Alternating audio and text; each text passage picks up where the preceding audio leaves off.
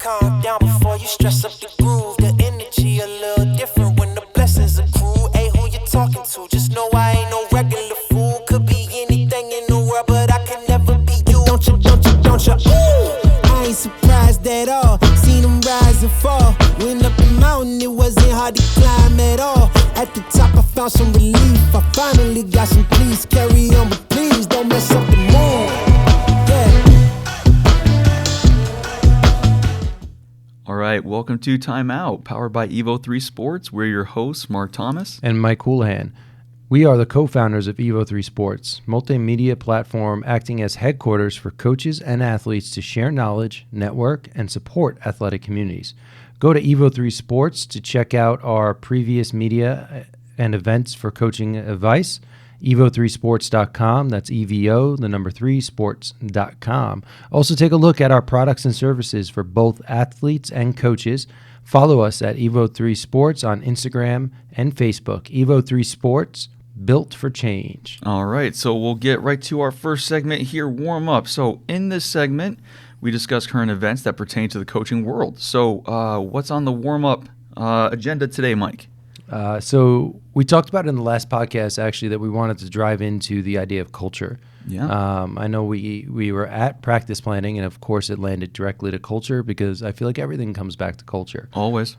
So I want to start off with the idea of values, right? Values are very specific to being essentially what we have here is the backbone of culture. They're extremely important on so many different levels. And I also think they're one of the things that we as a entire kind of community collective group don't necessarily all really focus heavily on. And I think that is a mistake, to be honest. With that said, when you think about values, what kind of comes up to you? Yeah, so I tend to think of values in a way that is a collaborative experience for our program. I have values that I want to instill, and it probably takes a long time for those to change because I took a long time to generate what my core values are. Mm-hmm. So for me, it's accountability, humility, and respect. Those are the 3 values that I cannot see myself changing as to what I want our program to represent and the tone that I'm setting in our gym every single day, right? So for me, I always have those 3, and I call them core values because I feel that that's the baseline that we have, right? That's the foundation that we have. However, it's really hard for athletes to buy into those values if they're not their values. They're going to certainly understand, at least my program did. They understood where I was coming from with our values. They agreed with them wholeheartedly. But I know that if they don't come up with their own values, it's really challenging to hold themselves to a certain expectation that I want if they don't get some accountability in that process too. Yeah. So that's where I see on an annual basis that some of our values are changing. However, it is the backbone of our culture. As a matter of fact, when we have culture building meetings, the first meeting we have is to cover our values because we do feel that, again, it just sets certain tones in our programs for what is allowable, what is unacceptable, what we're going to praise, and what we're going to work on and improve. So that's how I look at values. That's how we utilize them. How about yourself? So this is honestly a difficult kind of conversation actually to have, and for multiple reasons. Is we're going to semi-disagree in one way. Plus, to be honest, I'm about to steal stuff that are from the future within this podcast. And if any of you guys know Mark, he has this giant Excel sheet spread out. Yeah, words on Excel sheets, not numbers. So he's going to get upset with this, but I'm going to it. I understand why you share responsibilities in building values. Okay. I also agree that as an individual, I have different unique values to myself and my family Okay. that are more important to us as individuals or a family than it is for my program. With that said, I do, and I've done it in multiple ways in the past. So like in previous years, we've had our leadership committee create values. And as I kind of hone in on this process, and I've read a lot of books, a lot of things that have just sparked different thought processes in terms of values and create. But with that said, I feel though now, and this is a new thing for me and I haven't implemented this yet, as a coach, it is my job to create the values Okay. because it is what I need to buy into to recruit the type of players that I want to be here. Okay. And if I provide too much accountability to players to do that and not myself, then I'm taking part of potentially what our future is away as we become essentially built on the thought process, right? Think of it as like skill ranking. Skill ranking, right? It doesn't matter what you think essentially you want it to look like. You have to build it in based off of, your team and what they got, right? So that's what you're trying to do with values. Now, with this being a much longer game, especially for us, and something that I need to be a part of for a very long time, I want to recruit players to fit in a mold that I see myself being the most ideal coach within. Okay. So that's what I really do. I kind of take away that idea of that they have to be in part of the value creation. I bring them back into the collaboration, though, in a much different way, and that's through the standards. And we'll talk more about that later, but for me, if we just kind of stick to this values concept, I think it really needs to be self-created for the community as leader, so that way the community can serve the purpose in which it's being led towards. Okay. So I guess the way that I look at it, I think I'm doing the exact same thing. Is how I look Awesome. at it. Because for my 3, those never change. Individually, or do they represent your program? So both. That's how I kind of approached it. Okay. For me, in life, these 3 values: accountability, humility, respect. It's what I've lived by. Mm-hmm. Accountability, I hold myself accountable first and foremost. If I make errors, I'm not going to try to hide it. I'm not going to try to disguise it. Like, hand up. Yeah. My bad, right? It makes me angry when others don't, when they try to deflect from that. All right, I bring that right into volleyball because nothing makes me more upset than when someone makes an error and they're the person that's holding everyone else accountable, but they're not holding themselves accountable, right? Okay. Humility. I've never been someone that likes to have an arrogant mindset, right? Yeah. In my family, that's how I was raised. That's how I'm going to raise my children.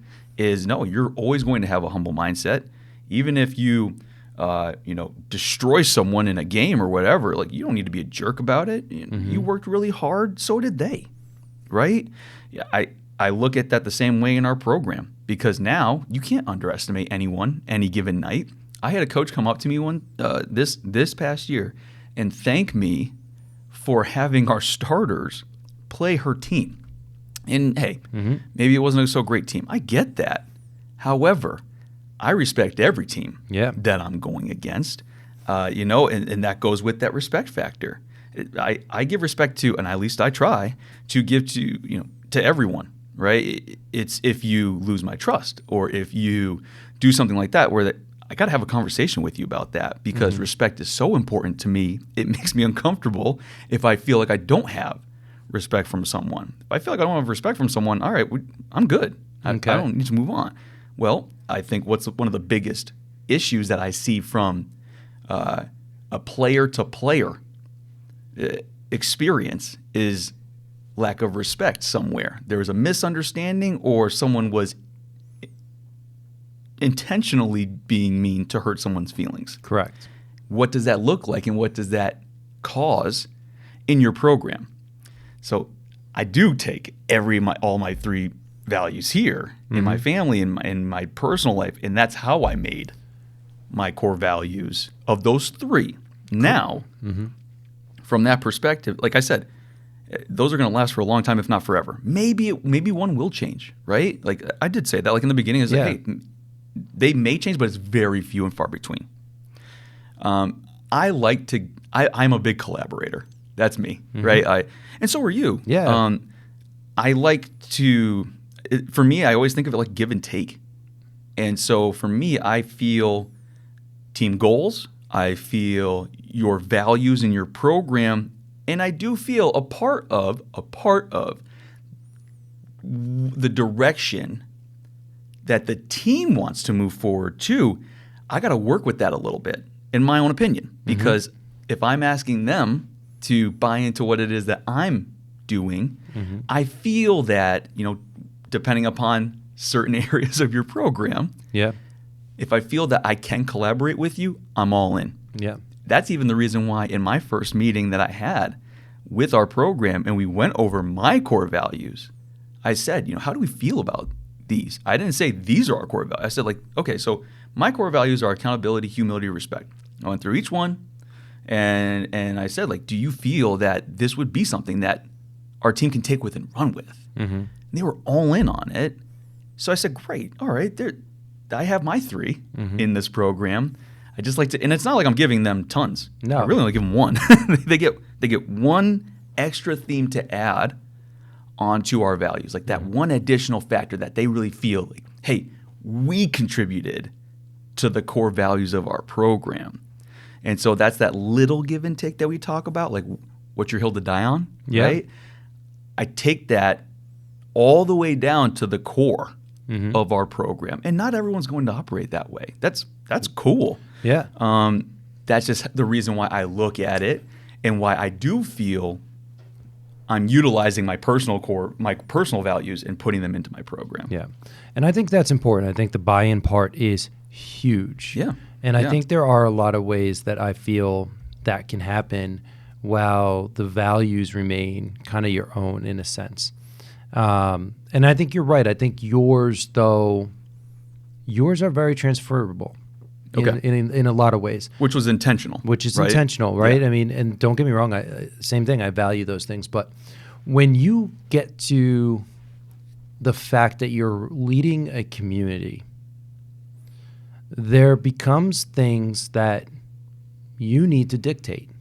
Okay. Okay. And I'm going to put it this way, and this is going to get real, is the moment now that we have gone into this concept of equality, anti-racism, those cannot be things that you either allow or disallow within your own community. That is your choice. So out of my 3 core values, there's not one of them that touches. It does. Don't get me. You have it. You have it within those ranks. Okay. But when you get to these points, and we're going to talk later about the idea of marketability, and I don't mean it in a way of selling. I mean it in a way of showing people you have it. If you don't have it, it ain't it. You can have respect, right? You can think you have respect. But it doesn't mean that you necessarily have these type of values that you're going to actionably go against certain concepts like racism, right? Anti-racism is the actions of preventing racism. And sometimes you almost need to set the standard as this is it. And if it doesn't fit, you're out. And that doesn't take collaboration. It doesn't take collaboration, but I can't do that within my core values? My 3? So hypothetically. Right? Yeah.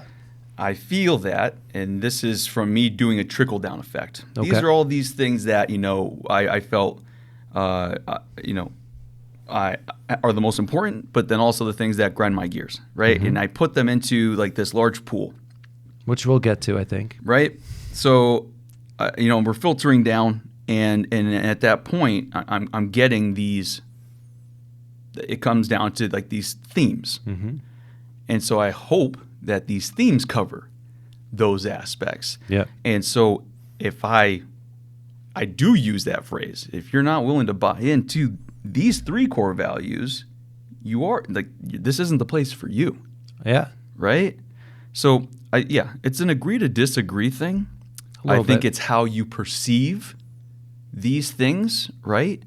I just feel that I am doing that, and then in addition to, you're giving them ownership. I like giving the ownership concept of small parts of a lot of areas in our program, so that way they feel that much more invested in it. Now, again, not everyone does that. No, yeah. And and you have to be like pretty comfortable with your team to give them that much, flexibility. Yeah, in that I agree. process. So it's going to be something that I like the fact that we don't have the same page on that, right? Yeah. I like the fact that we look at this in different outlooks. That's what this is about. Oh, yeah. So I think that it's a great way to kind of show a couple different ways of how to approach the values in your program. Are you the coach that, I really do feel strongly that we need to have these values only to move in a great direction and build a community, right? 100%. I feel the same way, or you could be that other coach that, they feel like they're doing that in core values and then trying to maybe give a little bit of ownership. So I love the fact that there are different ways to do this. And trust me, I didn't start with the collaboration part. That wasn't something that I just walked into a gym and I was like, all right, great, we're going to do this and you guys are going to help me out. Awesome. And I've had experiences in the past where they came up with a core value and I was like, no, that's not exactly what this core value is about. We're missing the point. And it turned into some really good conversations about the breakdown of how do we identify these things? Why is this so important to you that you have to consider it a value?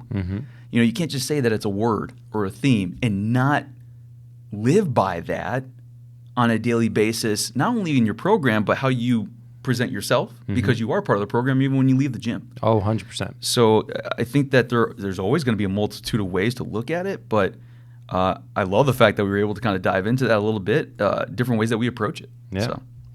So this episode of Timeout is brought to you by Molten USA.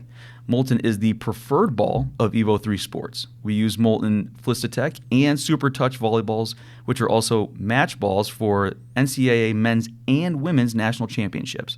Check out Molten at moltenusa.com. Molten, for the real game. If you're a coach or club director that wants to add a team handbook for coaches and athletes in their program, check out Evo 3's new team handbooks. We've made stock handbooks and can make custom handbooks designed for up to 3 levels within a program, ranging from introductory and basic to elite programs. You can purchase these on Evo3sports.com. Thank you. That's EVO, the number 3, sports.com. I love the fact that I just had a brain freeze there. That's cool. All right. Shifting in the game film. As coaches, when you watch game film, you're looking to improve both yourself and your team. We name this segment Game Film as we discuss systems and concepts we've either used in the past or are intrigued about for the future. Mark, what did you want to review this month? So it's really funny. We probably just dove into that maybe a little bit too much, but now we're going to dive in a little bit to the impact in how you create those values. And really, it's identifying, almost like I was talking about, that trickle-down process a little bit. I can certainly go into that in a little while, but I would love to hear, how is it that you are identifying what those values are and then planning on how to start incorporating them into your program? Yeah. So I think at some level, I'm going to leave it, but I'm going to say right now the filter down experience, because I'm going to leave that for you to kind of exchange later or go through. But the filter down method is how I build my individual values, essentially. So fundamentally, those values will minutely shift and change based off of how things happen. For instance, major life events shift and change everything. So when I got married, my values have changed in a little bit, right? Small, minute ways. When I have kids, my values will change in small and minute ways. And as I got sick and so on and so forth. So there's a lot of events that I think individually you have to be flexible with your values. And it's not that they have to change, but what ends up changing is the standard, right? How do you show it, appreciate it? How do you enact it to be a staple within your life? And I find values and standards to be very close. And again, I know we have that down below for further talk, but for me, it's that. And then I take those and I transfer it into what I want to see my community take ownership of, and what I want to build my community to take ownership of. So, for instance, let's look at yours, respect. I know I have, and respect is one of mine, and I know that it is, I know very wholeheartedly that I am no near a racist. It's not me. It's not who I am. It's not about it, because I respect everybody and everything. But for me, what's important to bring into my community, regardless of the idea of respect, is to be anti-racist, in the sense that we are going to push away and conquer racism as something that needs to be battled. And yeah, I can do that as an individual, but I can do that but for me to be very precise in taking my core values and finding the best means to promote them within a community, that can shift and alter and change them, right? Honesty and, right, my ability to be honest is an individual thing where I can bring integrity into a community to kind of expand. So for me, it's really about the idea of how I have an impact from myself to create my own personal stuff, and then drive into the community aspect and what I want to lead. So that is a big reason why I will drive directly myself and create what I'm going to lead a community about with their values, and then find people that can fit well into them, understanding the individuality that everyone's allowed to maintain and have. And my hope is that if they don't agree with everything I have, they can grow to that point of understanding. Okay, got it. I think that, so essentially what you're trying to say is you take the values that you have in your family, right? And you're trying to create values for your program, which is what I would assume you consider a family as well. Correct. And you're looking at them as very similar approaches to how you're finding these. Is that right? Correct. Okay. Awesome. Only because, it's what I did. But that's okay. I think that it's always going to be important for you to find, it has to be organic, right? And what better way is there to, treat your program like you would treat your family? Yeah. And when you talk about values, I think that it is about, if you're talking from a family perspective, what is it that you want your family to represent? It's the exact same thing in the volleyball realm. And so I think that's a great way to look at how we're, what it is that we're identifying that we're going to be utilizing. For me, it's always been, like we talked about, this filtration process. I operate on that pretty often. Even when we do goal setting and stuff like that in our program, I'm starting with a bunch of random stuff on a whiteboard, right? And saying, okay, well, these are the things that, again, we talk about that I want to see and I want us to appreciate and represent every day. And these are the things that I never want our program to be identified with, Yeah. right?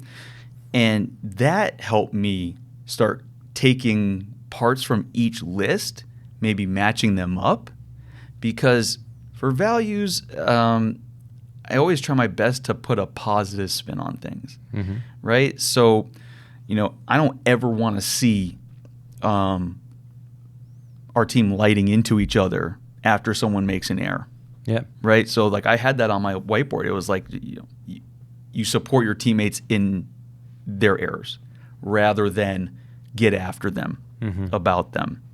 But at the same time, I had this, well, if everyone is giving each other respect, we're in a good spot. Well, great. I was able to put those two into one category. And so I had all of these themes and examples and words and was able to start filtering them down into subcategories, right? Where you're trying to put a few of these different ideas and concepts into one. Maybe that's a word, maybe it's a phrase, but however you can define that.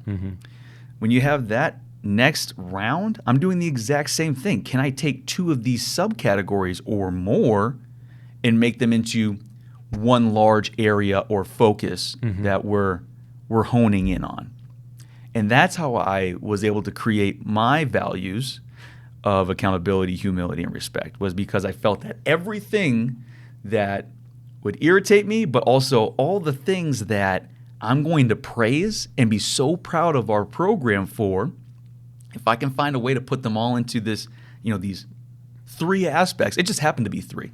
You could have two, you could have one, you could have five. I avoid more than that because you want them to hone in on these areas and be great at them. But that's how I've always approached any type of either game plan or vision for my program. So I know you were talking about how you use that pretty often now, but that's always been something that for me, whether it's the game plan of, okay, well, we need to pass at a certain way. Well, we're going to trickle down and break this down. What are the areas that we need to hone in on for that? Okay, well, here's 4 subcategories that were just made. Yeah. Okay, great. How am I going to be great in those things? And they end up trickling themselves down, and you're able to find the foundation. Yeah. So it's just all about the foundation.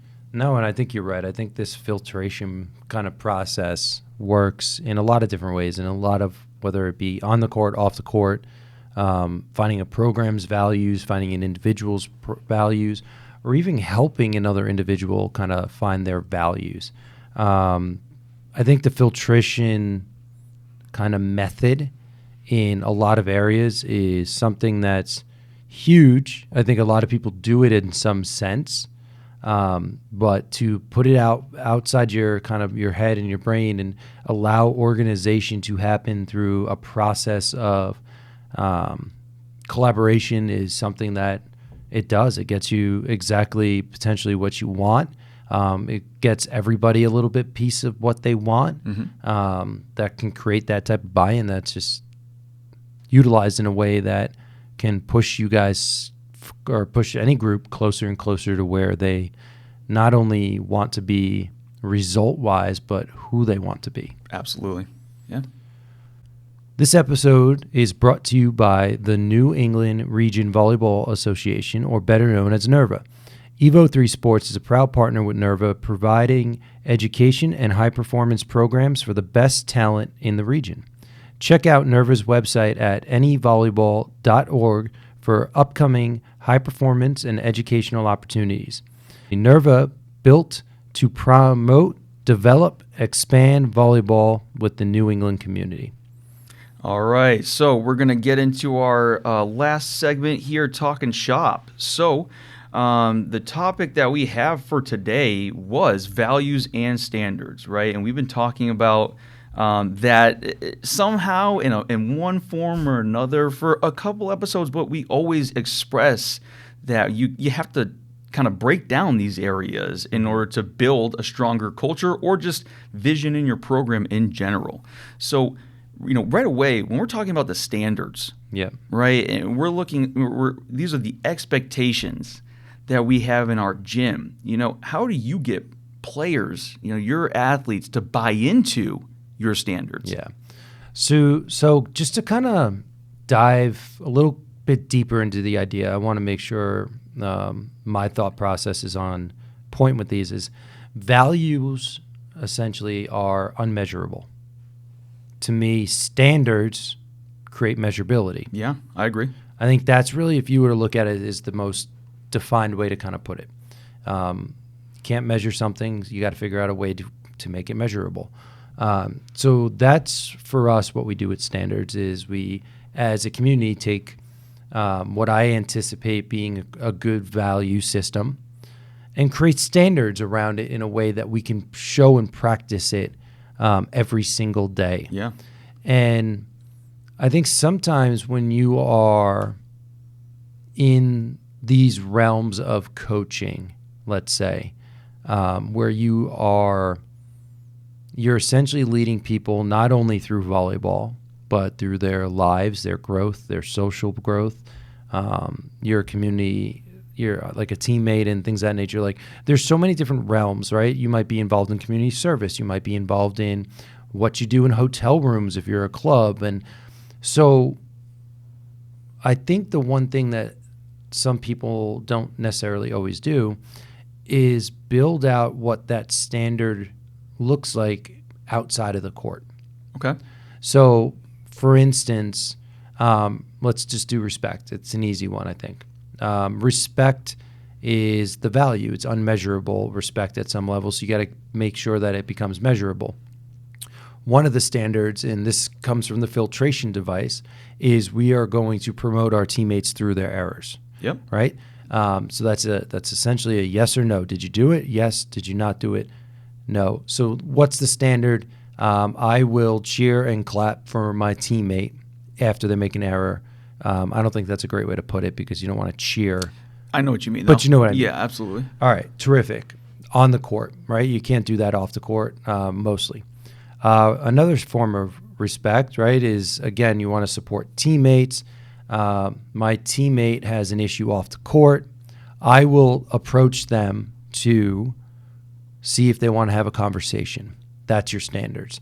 So I feel like we have to get really kind of deeper, and I feel like as you collaborate with students, I think this is the best place to create, again, in my eye, the buy-in. Yeah. Right? Yeah. Have them tell you, how are you going to show me that this means something to you? To me, that's what it's really important is, if you want to be a part of us, in my eyes, these are values that you have to uphold. Now show me, and let's talk about the best ways to show each other, yourself and myself, and the outside world, that you are going to be that values type of person. You're fulfilling that value. Yeah. Yeah. It's a good way to help your athletes check themselves as well. That's the part I like about that thought process is, okay, now you've given me the way that you're going to show this on a daily basis. Yeah. And now I can hold you accountable and to the standard because you came up with it, right? Have you ever had a dilemma where someone gave you a standard and it just came off not as like they either took it seriously or that it's just not as accountable as it needs to be? Yes. Does that make sense? All the time. Okay. So what happens is so going through, let's continue with respect, going through the filtration process, right? Someone may have talked about the idea of being on time. Okay. Right? Respecting time. So as a coach, you have a different standard in terms of how to respect time versus a player has a different standard on how to respect time. Yeah. Right? As a coach, you have to prepare yourself in a lot of different ways. So what you're going to do is you're going to set a time to practice, and you're going to make practice as efficient as possible, and maybe set the standard of, we will not go over the mark of this time period. Okay. Right? That could be your standard. And then what you do is you get, for players, is the idea of, oh yeah, we're going to respect time too. And what is it though? How do you respect the time? Well, we're going to be on time. Okay, what is on time? So essentially, if you think about it, you at some level are building a SMART goal for value Yeah. versus a SMART goal for an end result. Right. And that's what you got to make sure that you really dive into that process with your players. Is all right. Let's make it a little bit more precise, okay? Because again, anyone knows SMART goals. It's specific, measurable, attainable, Time sensitive. What was the R though? Oh, Relatable, right? that just shows I can't spell. So don't worry about it. Yeah. SMAT. It's going to be a SMAT. We got to work on those SMAT goals. Love SMAT goals. I think it's reliable. Okay. And then time. So if you're really looking at the standard and want specifics that you can really hold people to, this is now, to me, where your environment can be held, your culture can be held accountable by anyone. It doesn't have to come down to that point of coach says you didn't respect my time. It can be, no, you weren't 15 minutes early. Right. Right? We have a goal of being 15 minutes early, ready to go by that time.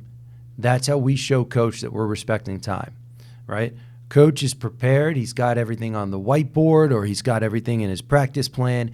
He can tell us exactly where I will be during this drill, Yep. right? This is how you create, and this is where I feel like you can create a lot of that buy-in by almost creating a double standard in the sense that you get a standard, they get a standard. You got to meet it too. You have to. Have to. Yeah. I've never, that's the easiest way for me to ever build a good rapport with my athletes. Mm-hmm. If I show them that I'm, making mistakes, hand up, I made this error. Yeah. This is my fault. What am I doing to recover from it? And I'm expressing that. I've just had such a better relationship with a lot of my athletes when I'm showing them, like, I'm not asking you to do anything I'm not willing to do. Because if that's the case, then of course they're not going to respect you. Like if you expect your athletes to be in the gym practicing 15 minutes before practice and you show up right 5 minutes before practice With a coffee and how are they going to buy into what it is that you are telling them to do? You can't have a do as I say, not as I do mentality with this. And I think that's important. And I think what happens, though, is coaches, us as a group at times, forget, though, that you got to tell them how you're going to show them the accountability. Right? Everyone says that idea of, like, for instance, I don't need to be 15 minutes there early because with that said, I mean, there's a lot of reasons I'm always there early. But my 15 minutes of being early is not because I need to go get the trainer's work. I have to get my shoes and my knee pads on. So, all right, well, if you're going to do that, then I will show you by, if you need me, I will be in my office 15 minutes prior to practice. Yep. Already pre-built out in terms of what we need. So it's 15 minutes dedicated to anyone that needs me before practice. Oh, that's that you communicate that, though, right? But it becomes a standard, right? If someone shows up and I'm not there, that's an issue. They can't trust you. 100%. But if someone shows up to your practice late, that is something that, so if you as a coach, right, you need to show them that you are just as vulnerable. Right. And I think that's important. I feel like we build these standards on actions and things of that nature based off of athletes' kind of responsibilities, but we don't base them off of leadership in terms of coaches and assistant coaches kind of responsibilities. Well, in my opinion, I agree with that because I don't think that it should be differentiated. I don't think that it should be separated. I think that it needs to be, these are values for our program for a reason, and you fall under that. And so I've always had the ultimate respect for, if I had a coach that was 5 minutes late to practice and they got on the line and started doing suicides, I was like, absolutely. Yeah. You know what I mean? Like, I respected that coach for doing that. I was 2 minutes late to practice one day because I was stuck in traffic, and I let them do like a coach on one against me. And here I am just getting lit up by volleyballs because you have to do that. Yeah. Now, I'm sure those, I mean, I probably have some that would disagree with that. Yeah, of course. Or not like that take. But for me, that's always been the way that I operate, because I haven't been able to respect those that aren't willing to do that. If you're holding me to this standard, but you're not holding yourself, well, who's holding you accountable? Yeah. Right? And if you're creating rules that you can't abide by, are those really respectful rules? Are those actually serious? Because the leader of the program isn't even doing these things. Yeah. So why should I take them seriously? I know that some coaches don't want to hear those, but these are all the things that athletes are saying behind the scenes if you're not holding yourself to the same standards. Yeah. And I need to kind of put it out there too, is like, this could be a brand new concept, and that's okay. You always have time to fix it, right? I mean, this is what this podcast is about. It's It's never too late to 100%. make changes. And that's the big thing is, and I want that to kind of be realized out there, because I'm still not great at it. No. I'm not perfect at all.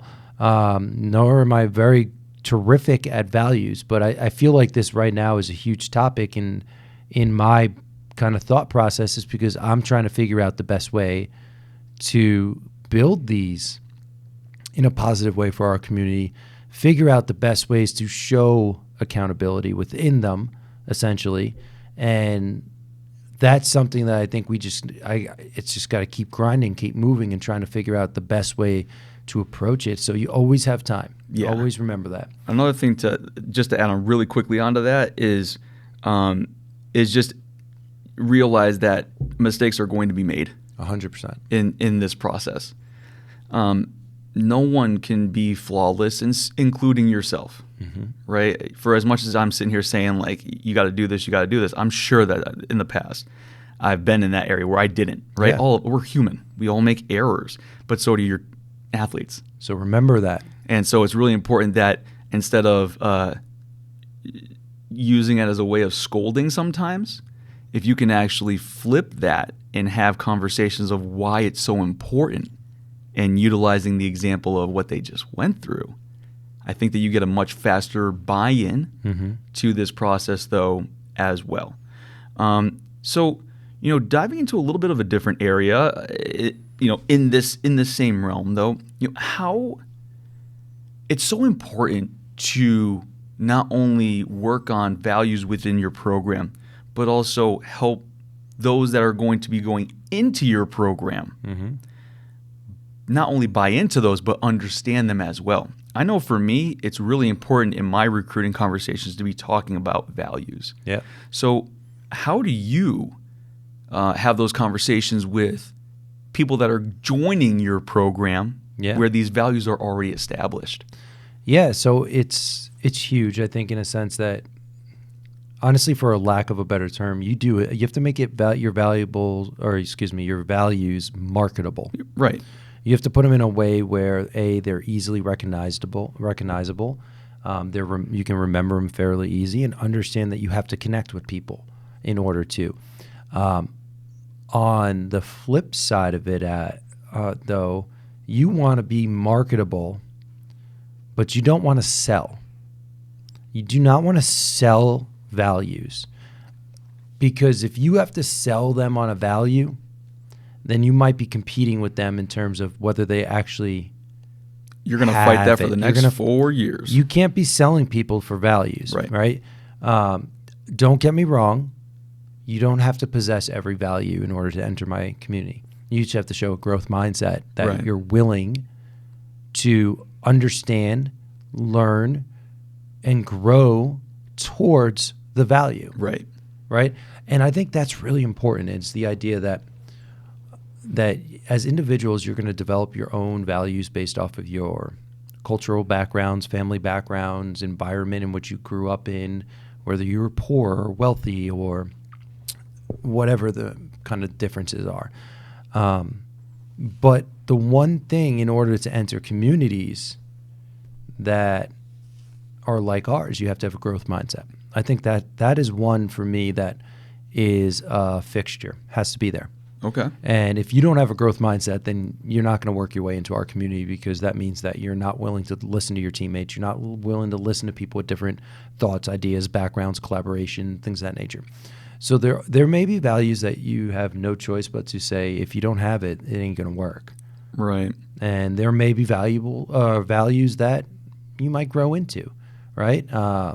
Anti-racism is one of them.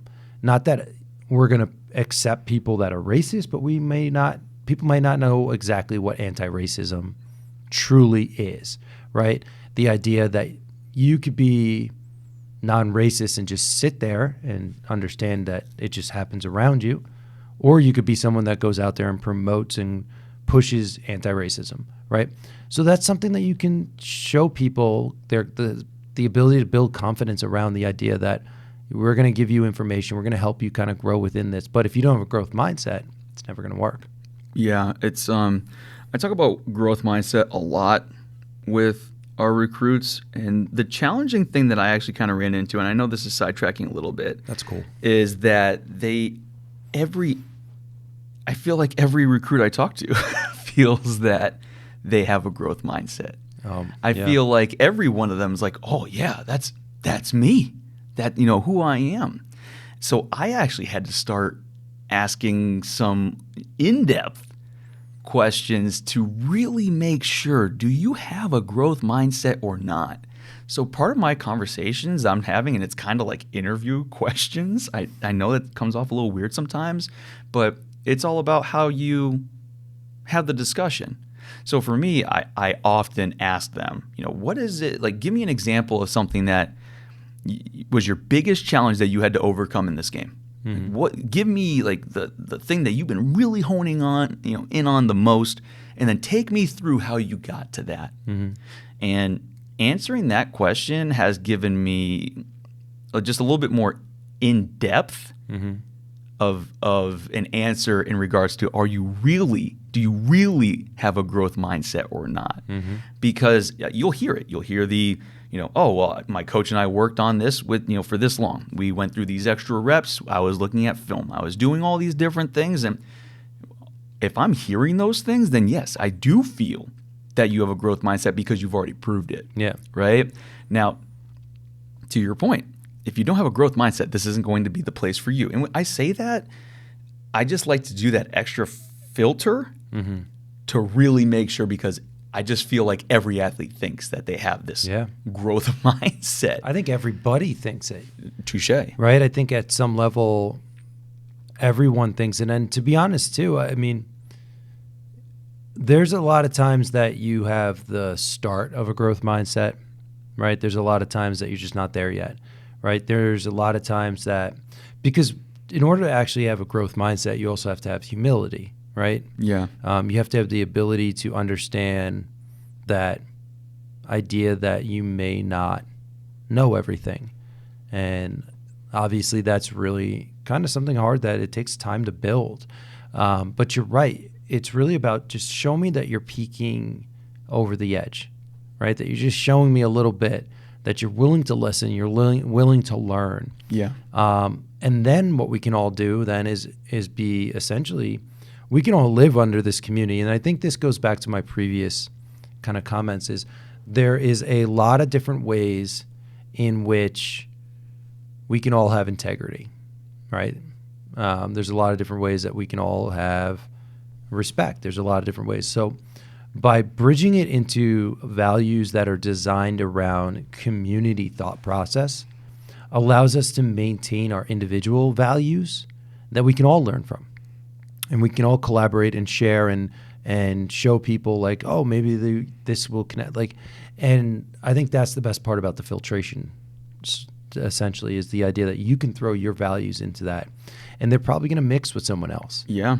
But I also think there are a lot to do with maybe the preset can help essentially push up and go the opposite way of filtration, if that makes sense, right? So maybe by me creating what those bottom layers are, and you show me in one realm or another that you fit into them in a way that promotes these type of things, allow us to maintain our individuality, and in a way that builds up our kind of community versus anything, I guess. Yeah, Which you're is, contributing the individuality of each person towards the betterment of the group.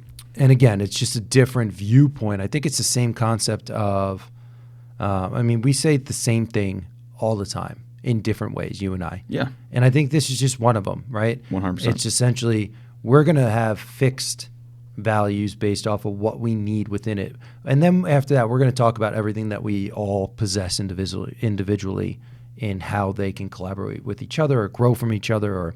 And then that's how we kind of that approach. And then I think the big thing is hit that standards. I think the best thing, not the best thing, but one of the great things about how you look at that is it also helps everyone realize that they have a significant impact in the program. As coaches, I think that one of our common challenges is how do we help everyone in your program realize that they are just as important as the other person. Yeah. And when you have this outlook on it, you're able to embrace everyone's differences because they all end up falling under those same categories, and you're showing them that their values mean something. Yeah. And I'm not to kind of cut you off, but like one of our values is belongingness. Okay, Belongingness is something that's highly, highly important. And there's a lot of ways in which you want to make sure that belongingness is there. And this to us is showing all the recruits, all the assistant coaches that this is who we are, right? And I'm sure there's a way that we can fit in what your values kind of say. Oh, yeah, 100%. And I think it's just essentially, again, it's just the opposite filtration where it's, this is who we are. Now everyone just keeps showing me the different ways that you view it and see it. And as long as you're hitting the standards, then we're on the same page. We're all on the same page. Yeah, for sure. I love the fact how you look at that. I think that it's just it's a phenomenal way to really, again, just help everyone realize that they are being embraced. Yeah. This is an inclusive group. This is, we want everyone to realize that they do contribute to this one way or another based off of their own personal values. So yeah, absolutely. Now for me, it's always in our conversations that I have with recruits and then with our program. Yeah. Because some coaches may have values, but may not talk about them all the time, right? If I have values in our group, I have to be able to prove that we are honing in on these and why they're important. How are they helping us to be successful? And I think that's part of the buy-in, though, too, is, if I'm talking about accountability, humility, and respect, and that's it, and we don't know it, like if my team doesn't know our core values, then something's wrong. Yeah. Right? So it's so important to me that from the recruit conversation all the way through, by the time they're graduating, it's going to be embedded in their brain, right? Yeah. Because that is what we are constantly moving towards. And to your point earlier, I'm having those conversations with recruits because I need to know, are you buying into that? Or are you on a completely different track and this is not going to be the best fit for you? Because ultimately what that does is it can destroy the culture that you've been trying to work so hard at cultivating. All it takes is one season. And then all of a sudden, here you are just trying to rebuild everything again. So for me, values has always been not only a great guide for our program, it's also been a great filtration process to make sure that those who I'm recruiting are going to be a great addition in the program. Take volleyball completely out of it. Yeah. Right? Just because I feel honestly that they are just as important as each other if you want to be a championship caliber team. By far. So kind of ending this, one tip, one thing that you want to kind of throw out there, that last note that you just think that people need to kind of think about shifting forward from something in this segment? Well, I think that it has to be I think what I emphasized earlier, which is just you have to act and present yourself the exact same way that you expect your team to act and present themselves. Mm-hmm. You have to abide by these values that you're listing out. And I know that's such a duh statement. However, what I had to start doing, honestly, was every day post-practice checking myself and saying, am I doing this? Mm-hmm. Because if I'm not, I need to call myself out on that, so that way we're utilizing it as an opportunity to move forward. Yeah. Some people don't like to face what they either didn't do correctly or if they made the error, and this is part of it too. Everyone is going to make these errors. Mm-hmm. But if you hold yourself to a certain standard, not only will your team buy into it, but your team is going to buy into your entire vision moving forward. Yeah. How about you? So for me, I think I want to play off the marketing concept. And I think at some level, as a coach or a leader of any type of community, you have to find ways to allow people to utilize your values or the values of the program or the community. So you have to make things connect. So for instance, in terms of respect, you already said it. You need to show people, right? What you essentially said is you value respect. The other team congratulated you and thanked you for showing them that respect by playing the correct way. What you have to do now is let them know that that's what they did. Yeah, right? Absolutely. You respected this team and the game in a way by going out there and understanding that they need it to have you play at your best. Yeah. Right? You have to provide opportunities and to make things marketable, right? You can, like you said, you can take a few values, like let's say for lack of just work ethic and like grit, right? Okay. Could be values. So what you should do maybe then is create like a little slogan around it, mm-hmm. right? Whether it be find a way to get it to happen. It's right. So that could be a reference point that you just say to your team, and they know you're referencing grit and hard work. Yeah. Right. And that might be a weird, silly one. That might not connect perfectly, but by creating these little nuances that you can just pour out there in the correct scenarios and not overdo it, but do it enough, then it becomes this memorable scenario. You show them that they're going to do it by embracing the values, and then it becomes something that becomes ingrained within their kind of thought process every day. Yeah, absolutely. It's and I love the fact that you talk about essentially why that's so important, and it goes beyond just the, I'm contributing towards this, mm-hmm. And identifying not every time, but like most times, that they are fulfilling that, because it's great that you're talking about, we need to do this, but in all honesty, our athletes need that praise to show them that they're fulfilling it. Yeah. If we're not giving them that, they're not seeing the win in the column, right? And so they may feel like this is redundant or not working, but if you are constantly checking back with them and saying, hey, great job mm-hmm. on fulfilling these values through these things, that's fantastic for them. Again, they're going to be that much more excited to continue those values moving forward. Yeah. If you want to evolve with us, follow us at Evo3 Sports on Instagram and Facebook, and be sure to check out our website, evo3sports.com. That's EVO3sports.com. Evo3 Sports, built for change.